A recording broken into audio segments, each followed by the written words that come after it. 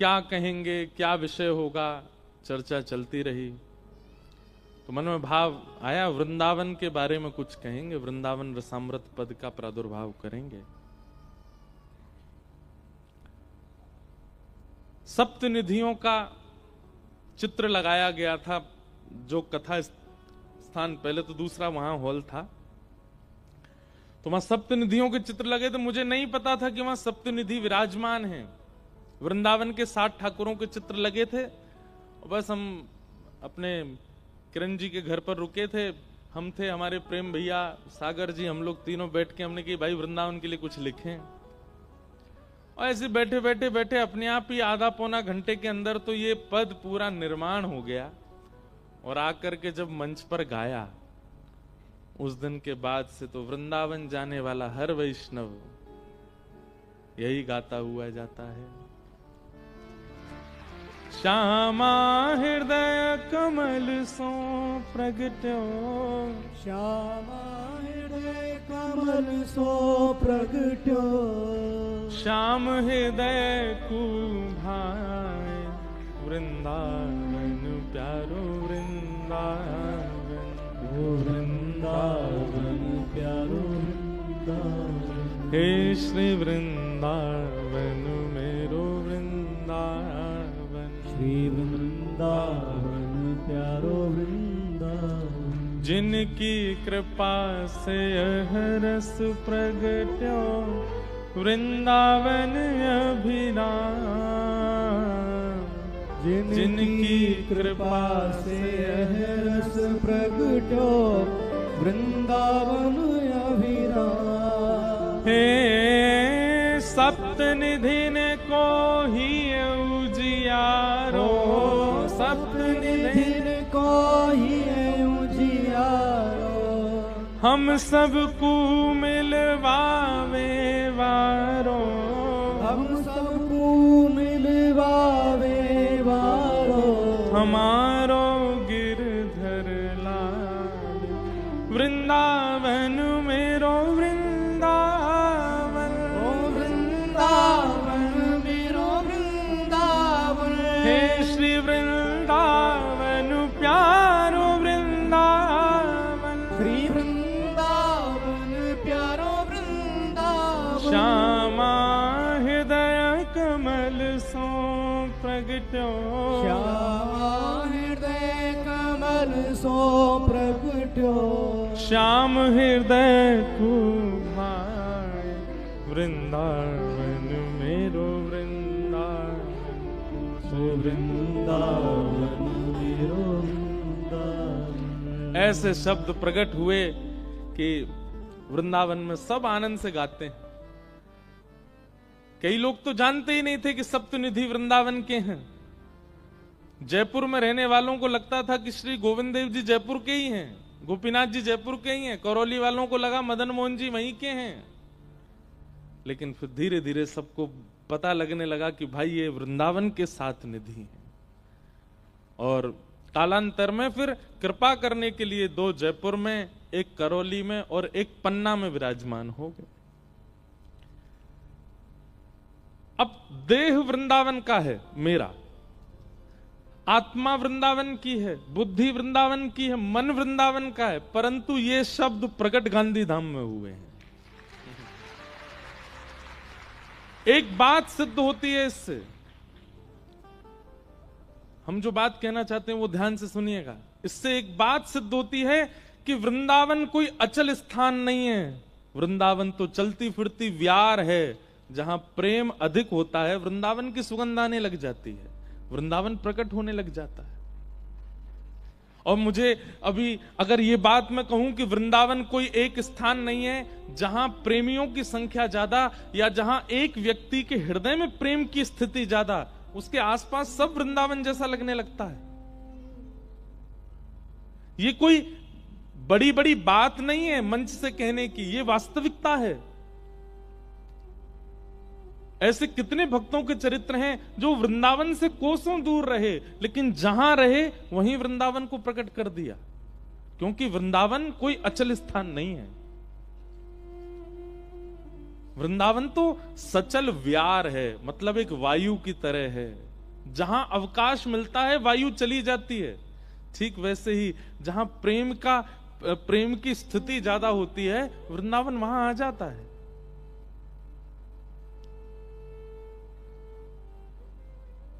हम सत्य कह रहे हैं आपसे, वृंदावन में जन्म लेना, वृंदावन में मृत्यु होना, वृंदावन में निवास करना, उसकी बड़ी महिमा बताई गई है शास्त्रों में।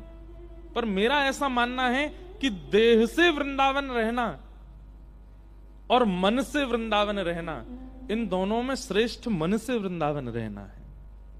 और या फिर मैं कहूं तो मन में वृंदावन रहना।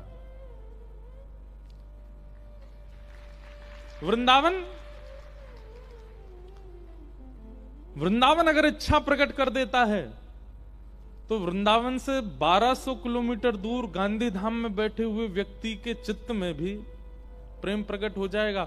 और वृंदावन की इच्छा ना हो ना, तो वृंदावन में बैठे हुए व्यक्ति के चित्त में भी प्रेम प्रकट नहीं होगा। कितने लोग हमारे वृंदावन में, कितने लोग ऐसे हैं, अब सौभाग्यशाली तो वो हैं कि वो वृंदावन में जन्मे, पर दुर्भाग्य है उनका, उनको वृंदावन का एक भाव भी नहीं पता। उनको यह तक नहीं पता कि वृंदावन में बिहारी जी की मंगला आरती होती भी है कि नहीं, राधा रमण जी की कितने बजे होती है, श्री राधा वल्लभ जी की प्रसिद्धि सेवा में किस भाव की है, यमुना जी का स्वरूप क्या है, वृंदावन की आकृति क्या है, रज का महात्म्य क्या है, वृक्षों का स्वरूप क्या है, वृंदावन में रहने वालों को नहीं पता। और वृंदावन से कोसों दूर रह रहे उन वैष्णवों को वृंदावन की सप्त निधियों के बारे में पता है, वृंदावन की पूरी परंपरा के बारे में पता है। वृंदावन के लिए असली ब्रजवासी कौन? जो तन से वृंदावन में रहे वो नहीं, जिसके मन में वृंदावन रहे वो असली ब्रजवासी। मेरे चित्त में वृंदावन गांधीधाम आके प्रकट हुआ, जबकि मेरा जन्म वृंदावन का है। ये इस बात का प्रमाण है कि वृंदावन अचल नहीं है, वृंदावन सचल है। वृंदावन चलता रहता है, वृंदावन भ्रमण स्थिति में रहता है। बस परख रहा है वृंदावन कि कोई ऐसा प्रेमी पुकारे या कोई ऐसा प्रेमी मिले जिसके चित्त में अवकाश हो और वहां वृंदावन विराजमान हो। वृंदावन मतलब, अगर मैं वृंदावन कहता हूं, देखो, श्री राधा यदि कहा तो केवल किशोरी जी, श्री कृष्ण यदि कहा तो केवल श्याम सुंदर, श्री यमुना जी यदि कहा तो केवल यमुना जी, गिरिराज जी कहा तो केवल गोवर्धन पर्वत। लेकिन अगर वृंदावन यदि कहा तो श्री किशोरी जी और किशोरी जी की अष्ट सखी, ठाकुर जी और ठाकुर जी के अष्ट सखा, यमुना जी और यमुना जी के सबरे घाट, गिरिराज जी और गिरिराज जी की संपूर्ण परिक्रमा और 84 कोस ब्रजमंडल एक साथ चतुर्व्यूह रूप में आपके सन्मुख, आपके हृदय में प्रकट हो जाए, केवल वृंदावन बोलने मात्र से सब प्रकट हो जाते हैं। किशोरी जी, ठाकुर जी, गिरिराज जी, यमुना जी, सबका एक भूत स्वरूप है वृंदावन। मैं तो लोगों से कहता हूं कि आप जो नाम जप करते हैं, श्री राधा राधा जपो, श्री कृष्ण कृष्ण जपो, महामंत्र के रूप में हरे कृष्ण कृष्ण कृष्ण हरे हरे, हरे राम राम राम हरे हरे जपो, पर अवकाश मिलने पर श्री वृंदावन श्री वृंदावन श्री वृंदावन श्री वृंदावन भी जपो। और एक बात बताएं, हो सकता है कि कई बार एकांतिक नाम जप में आपका भाव विच्छिन्न हो रहा हो। समझ रहे हैं हमारी बात? एकांतिक नाम जप में, जो नाम जप आप कर रहे हैं, उसमें अगर आपका भाव विच्छिन्न हो रहा है, मन नहीं लग रहा, उबासी आ रही है, निद्रा आ रही है, या कोई गलत विचार मन में आ रहे हैं, उसी क्षण वृंदावन का नाम जप प्रारंभ कर दो। जो अपूर्णता नाम जप में होती है, जो अपूर्णता प्रेम की होती है, वृंदावन क्या है? वृंदावन अपूर्ण को पूर्ण करने वाला एक भाव है। किसी के चित्त में प्रेम की अपूर्णता है तो वृंदावन पूर्ण कर देगा। किसी के चित्त में यदि भाव की अपूर्णता है तो वृंदावन पूर्ण कर देगा। अरे हम तो कहते हैं आप श्रृंगार नहीं कर पाते ना ठाकुर जी का, 1 सप्ताह वृंदावन का चिंतन करो, 1 सप्ताह बाद अपने आप वृंदावन कृपा करके श्रृंगार सिखा देगा। क्योंकि वृंदावन गुरुओं से युक्त है, रसिकों से युक्त है, आचार्यों से युक्त है। गुरु रसिक आचार्य ही तो बताते हैं कि नियम क्या, पद्धति क्या, सेवा क्या।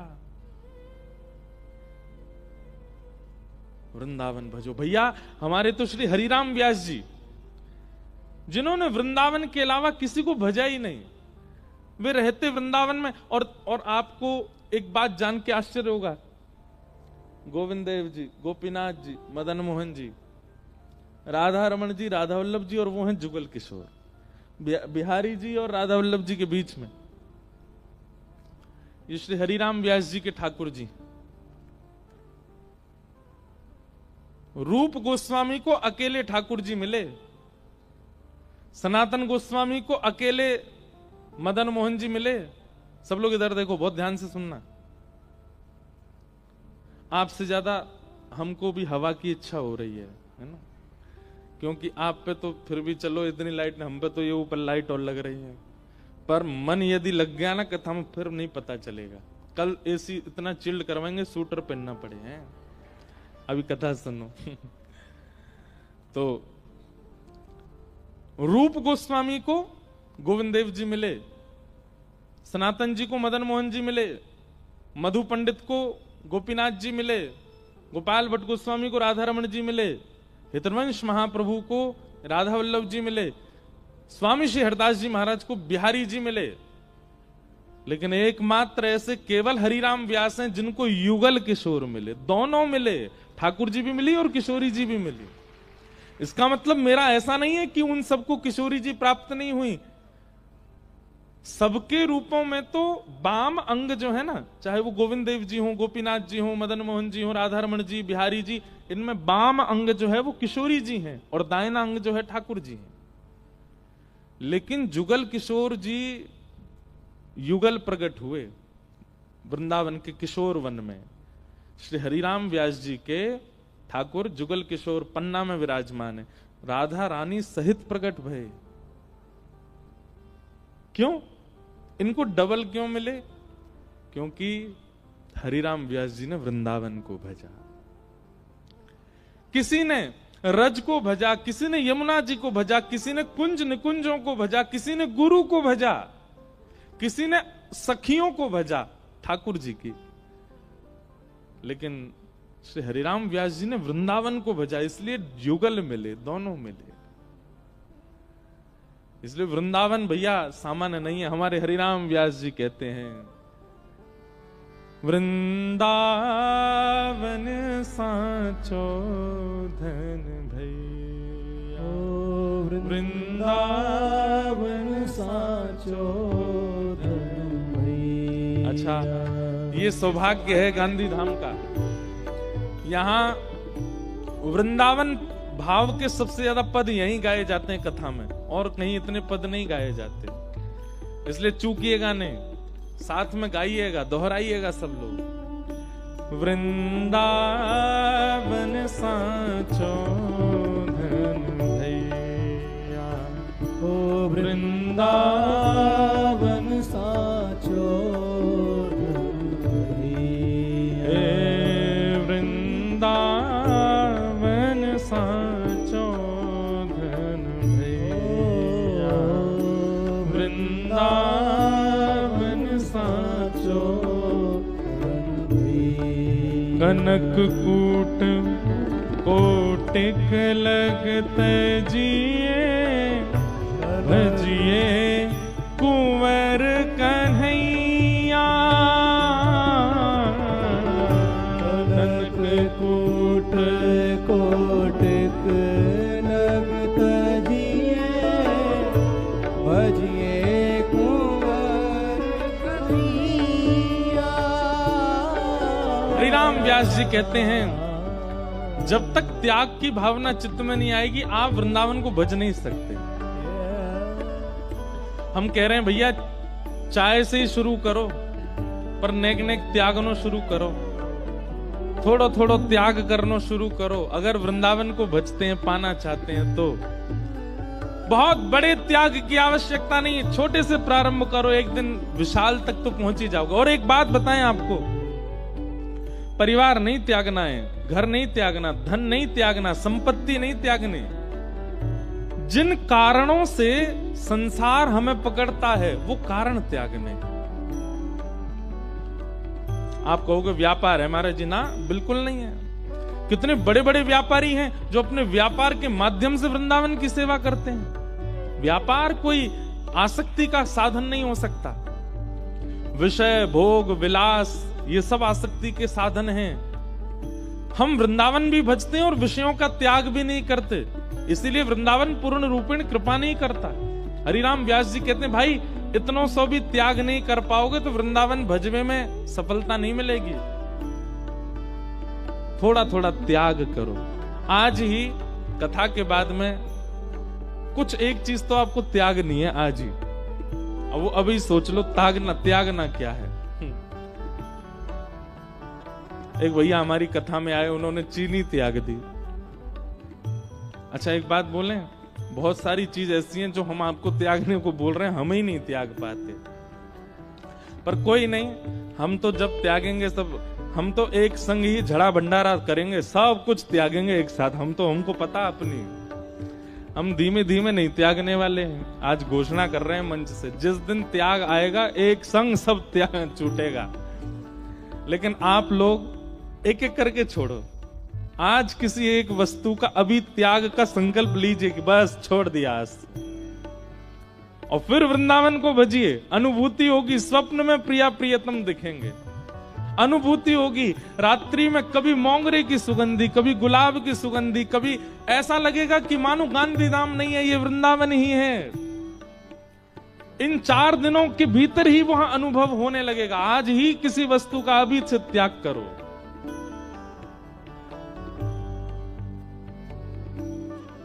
वैसे एक बात कहें, संपत्ति त्यागना बहुत बड़ी बात नहीं, परिवार त्यागना बहुत बड़ी बात नहीं। कोई व्यक्ति इंटरनेट त्याग के दिखाए,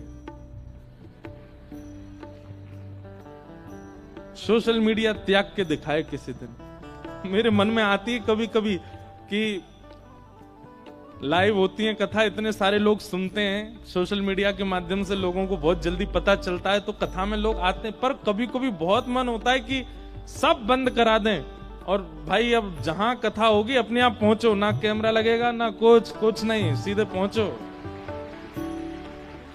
जिसको कथा सुननी है कथा पंडाल में आके सुनो। और मैं आज कह रहा हूं किसी दिन अगर हमारा दिमाग सटक गया तो ये हो भी जाएगा। वृंदावन को या तो त्याग के भजो या फिर केवल वृंदावन भजने लगे तो वृंदावन कुछ ना कुछ त्याग करवाएगा। कनक कूट कोटिक लगत जिए, कनक कूट कोटिक लगत जिए, भजिए कुंवर कन्हैया, भजिए कुंवर कन्हैया। हे जहां श्री राधा चरण रेणु की, जहां श्री राधा चरण रेणु की, हे जहां श्री राधा चरण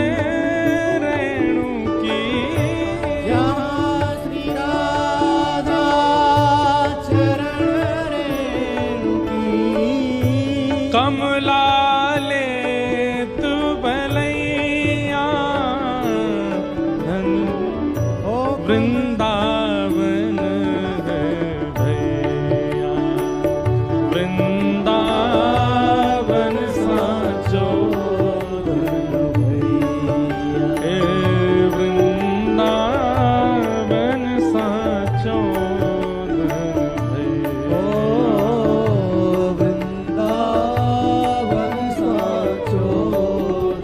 भैया। ऐसे हमारे हरिराम व्यास जी को युगल प्राप्त हुए। तो ये बात इससे सिद्ध हो गई कि भाई वृंदावन भजवे वारे को ठाकुर जी मिलेंगे, पर साथ में किशोरी जी मिलेंगी। और वो सिद्ध हुआ श्री हरिराम व्यास जी के प्रसंग में। तो इसलिए हम निवेदन कर रहे हैं कि वृंदावन भजना शुरू कीजिए। और वृंदावन भजने का केवल एक नियम है कि किसी एक का त्याग करके प्रारंभ कीजिए। किसी एक छोटी वस्तु का, कोई बहुत बड़ा त्याग मत कीजिए, छोटा सा कुछ त्याग दो। आज आपके अंदर कोई व्यसन है, आपके अंदर कोई, जैसे क्या त्यागना चाहिए सुनो। कोई आपका अवगुण आपके मुंह पर बोल देता है तो आप सुन नहीं पाते। आपको आके कोई बोल दे कि भाई सुनो तुम ना ये काम ठीक नहीं करते, तो आपको क्रोध आने लगता है। तो आज त्याग कर दो। कथा में बैठ के अगर त्याग करेंगे ना तो हो जाएगा। कथा सामर्थ्य देती है। इसलिए कथा को केवल पंडाल या हॉल समझ करके, कोई मनोरंजन समझ के मत माना कीजिए। बहुत बड़ी योग्यता होती है। कथा स्थान सामर्थ्य प्रदान करता है। यहां बैठ के किया गया संकल्प बाहर जाकर के फल देगा।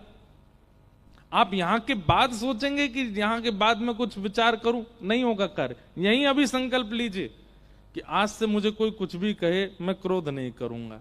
आप देख लेना, शाम कोई कुछ कहेगा आपको क्रोध नहीं आएगा। इतने विश्वास से मैं कह रहा हूं मंच से, तो थोड़ा तो मानिएगा मेरी बात को। वो फिर तो आप कोई बहुत ऊंचे लेवल वाले ही होंगे कि फिर कथा में लेके संकल्प भी फिर भी नहीं हो वो काम। चट्ट भी मेरी पट्ट भी मेरी। हमारे ब्रज में कहते हैं चट्ट भी मेरी पट्ट भी मेरी। अगर यहां जो संकल्प लिया गया त्याग हो गया तो चट्ट मेरी, मैंने कहा था कथा में लोगे तो हो जाएगा, और नहीं हो तो भी दोष आपका है। कुछ त्यागिए, विशेष रूप से तो अपने विषयों का त्याग, विकारों का त्याग। हम सब जानते हैं कि हमारे अंदर गलत क्या है, उसका त्याग, और उसका संकल्प कथा में लीजिए और फिर वृंदावन भजिए। वृंदावन अपना चमत्कार दिखाएगा, वृंदावन अपनी अनुभूति कराएगा। हरिराम व्यास जी कह रहे हैं जिनको युगल प्राप्त हुए। तो वृंदावन क्या है? पूर्णता करता है। किसी भी भाव में जहां पर अपूर्णता का अनुभव है, आप ज्ञान के पक्ष में ले लीजिए। आप यदि अपने गुरु के सामने बैठ करके अध्ययन करते हैं और गुरु के द्वारा बताई गई बातें उतनी देर समझ में तो आती हैं, पर वो लागू नहीं कर पाते जीवन में, वृंदावन को भजना शुरू करो। गुरु आज्ञा पालन में पूर्णता करेगा वृंदावन। आप ठाकुर जी की सेवा तो करते हैं, पर आपको कहीं ना कहीं लगता है कि मुझसे कोई अपराध बनता है, कोई चूक बनती है, मैं शायद अभी भोग अच्छे से पधरा नहीं पाता, श्रृंगार कर नहीं पाता। वृंदावन को भजना शुरू करो, कुछ दिन में श्रृंगार सेवा अच्छी हो जाएगी।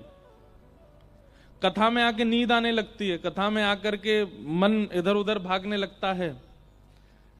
कहीं भी कथा हो, सत्संग हो, बस ये कथा प्रारंभ होते ही निद्रा आ जाती है, ये अपूर्णता है। वृंदावन का नाम जब प्रारंभ कीजिए, जाएगी निद्रा। हम स्पष्ट कहते हैं भगवत संबंधी किसी भी कार्य में अपूर्णता का अनुभव आपको हो रहा है तो वृंदावन को भजिए, क्योंकि श्रीमद् भागवत में केवल वृंदावन के लिए कहा गया, वृंदावनम संप्रविश्य सर्वकाल सुखावहम। ठाकुर जी को सर्व सुख देने की सामर्थ्य यदि किसी में है तो श्री वृंदावन में है। बहुत प्रसन्न होते हैं ठाकुर जी वृंदावन से। कहीं ना कहीं आपके भजन में, आपके साधन में, आपके कथा श्रवण में, आपके नाम जप में जो रुकावट है वो ठाकुर जी की अप्रसन्नता है, ऐसा मानते हैं, या गुरु की अप्रसन्नता है, या किसी वैष्णव का अपराध है। बहुत ध्यान से सुनिएगा। किसी वैष्णव का अपराध लगता है तो भजन साधन में कटौती होती है। ठाकुर जी आपसे किसी बात पर अप्रसन्न होते हैं तो भजन साधन में कटौती होती है, और उनको प्रसन्न करने के लिए उनकी प्रिय वस्तु परोसी जाती है। श्रीमद् भागवत कह रही है, वृंदावनम संप्रविश्य सर्वकाल सुखावहम। ठाकुर जी वृंदावन प्रवेश करते ही सब हर परिस्थिति से प्रसन्न होने लगे। इसका मतलब ठाकुर जी को प्रसन्न करना है तो वृंदावन कहो, वृंदावन भजो, वृंदावन रटो। आपके किसी भी भाव में जो अपूर्णता है वो पूर्णता वृंदावन करेगा। ऐसा श्री वृंदावन था। नाम, रूप, लीला, और धाम, ये 4 बातें, इन पर हम चर्चा आज करते हैं। कल की जानकारी सुनो। कथा का समय 4 बजे से है, 7 बजे कथा विश्राम होगी और कल फिर 7 बजे कथा विश्राम करके हम व्यास मंच को प्रणाम करके आप लोगों के पास ही बीच में आके बैठ जाएंगे और उसके बाद फिर, अरे सुन तो लो पूरी बात, बीच में बैठ जाएंगे और आगे नहीं बैठेंगे, पीछे बैठेंगे बस हमारी बगलबंदी खींच मत ले जाना। और फिर यहां वृंदावन रसामृत जो पद है उसका पहली बार जो वीडियो होगा हम भी आप लोगों के साथ यहीं देखेंगे। फिर यहाँ उसका दर्शन करेंगे। पूरे सप्तनिधि का जो पद कल लॉन्च होगा वो यहीं होगा पहला, क्योंकि गांधी धाम में लिखा गया तो उसका प्रथम दर्शन भी यहीं होगा। आप सब लोग, हम उसके साक्षी बनेंगे प्रथम दर्शन के। 7 ठाकुरों की, 7 आचार्यों की पूरी लीला तो देखो दिखाना असंभव है, इसलिए बहुत थोड़े थोड़े रूप में उनका सबका दर्शन कराया गया है। पूरी लीला के लिए तो भाई कथा सुननी पड़ेगी ना आपको, वो तो बहुत विस्तृत है चरित्र। तो पूरे चरित्र तो नहीं है, पर सूक्ष्म चरित्र 7 निधियों के और 7 आचार्यों के उसमें दिखाए गए। उसका हम सब लोग एक साथ दर्शन करेंगे और दर्शन करने के बाद में फिर यहाँ पर हमारे गुजरात के सुप्रसिद्ध गायक हैं कीर्तिदान गढ़वी जी, उनका दायरो होगा। दायरो बोलते हैं, डायरो बोलते हैं, क्या बोलते हैं? दायरो बोलते हैं।